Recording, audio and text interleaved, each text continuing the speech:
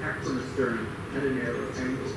This would rupture a wide section of the enemy hull, whilst minimizing the risk of the ram breaking or becoming embedded. A highly skilled captain and his crew might even aim to strike a glancing blow that would shear off an enemy's oars. This would leave the enemy vessel dead in the water, allowing for its ram or rostrum, which could be used to sink or immobilize an enemy vessel.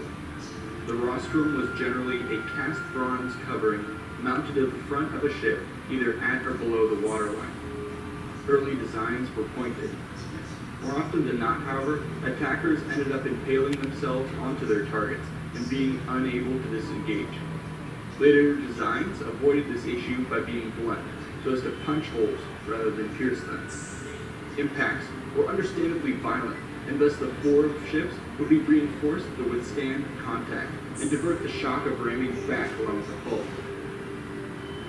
However, ramming required skill. The front of a ship was its strongest point, while the sides were its weakest.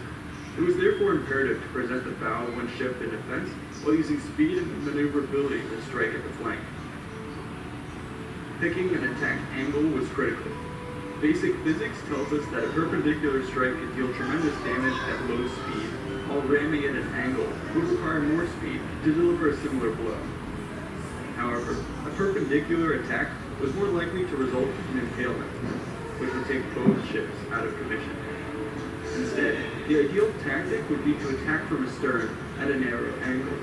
This would rupture a wide section of the enemy hull, whilst minimizing the risk of the ram breaking or becoming embedded.